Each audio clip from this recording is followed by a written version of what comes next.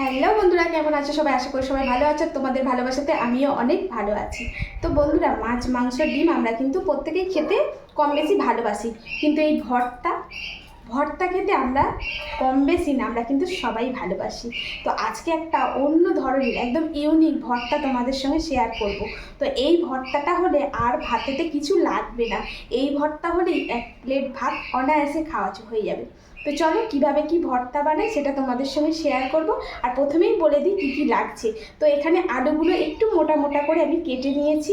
এখানে আছে বেগুনটাও মোটা মোটা করে কেটে নিয়েছি। একটা টমেটোকে 2 টুকরো করে নিয়েছি।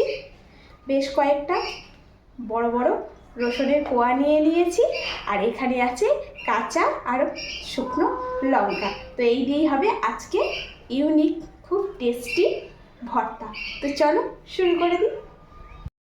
তো প্রথমেই এখানে গ্যাসটা জ্বেলে আর একটা কড়া বসিয়ে দিয়েছি, আর কড়াটাও হয়ে গেছে গরম। এখন কিন্তু আমি একটু সরিষার তেল দিয়ে দেব।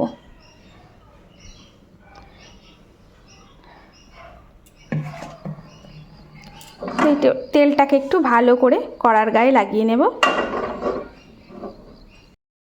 তো এখন কিন্তু এই কড়ার মধ্যে আস্তে আস্তে সমস্ত আলুগুলো এইভাবে কিন্তু দিয়ে দেব।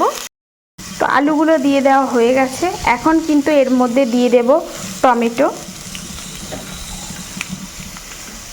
একটু সাইড করে বেগুনগুলোও দিয়ে দেব।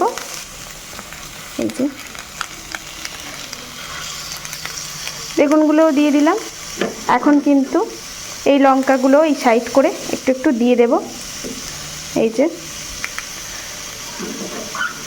আর এই কয়েক টুকরো রসুন, এটাও কিন্তু একদম সাইড করে দিয়ে দেব। মাঝখানের দিকে দিলে বেশি পুড়ে যাবে। তো এইভাবে দিয়ে দেওয়া হয়ে গেল। এখন কিন্তু গ্যাসটা একদম আস্তে করে দেব। আর এখন উপর থেকে একটু লবণ এইভাবে ছড়িয়ে দেব। এখন একটু সামান্য করে, খুবই সামান্য একটু জল দিয়ে দিলাম। আর এখন কিন্তু এটা একদম ধিমে আছে এরকমভাবে ঢাকা দিয়ে বসিয়ে রাখবো।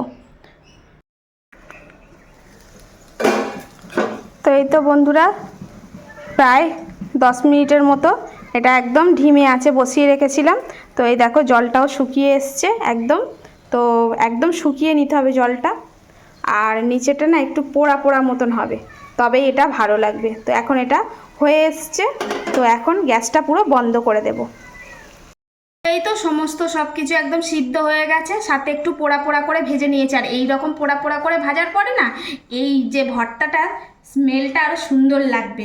তো প্রথমে সিদ্ধ হওয়ার সময় আমি কিন্তু একটু অল্প করে লবণ দিয়েছি। তো সেই জন্য আমি একটু এখন বুঝে খুব সামান্য এখন লবণ দিচ্ছি ওই জন্য।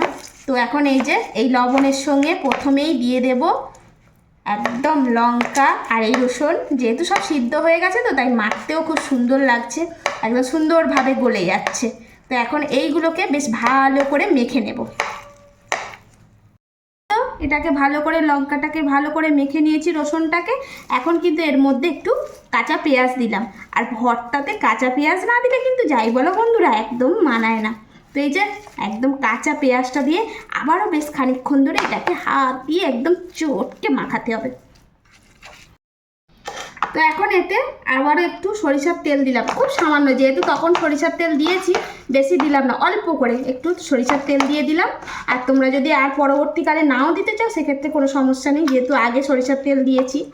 তো আমি তাও একটু কাঁচা সরিষার তেল দিলে এর সেন্টটা খুব ভালো হয়, তাই অল্প একটু দিলাম, খুব বেশি না। তো এখন এইবারে একদম সমস্ত সব একসঙ্গে মেখে নেব।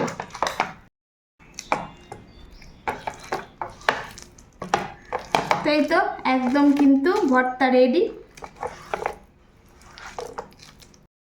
তো গরম গরম ভাত নিয়ে নিয়েছি, আর এখন এই হচ্ছে ভর্তা। আহা, এই ভর্তা দেখলে না আর জিভটা একদম সইতে পারছি না। ওহো বন্ধুরা কি বলবো, আর গরম গরম ভর্তার সঙ্গে আহা। আর এইরকম ভর্তা তোমরা কে কে খেতে ভালোবাসো অবশ্যই কমেন্টে জানাবে। দারুণ। অবশ্যই এইরকমভাবে একবার ভর্তা ট্রাই করে দেখো, তোমরা আমাকে জানাতে বাধ্য হবে যে সত্যি কিন্তু দারুণ ভর্তা রেসিপি দেখিয়েছো, খুব সুন্দর লাগছে খেতে, আর কিছু লাগবে না, এই দিয়েই খাওয়া যাবে।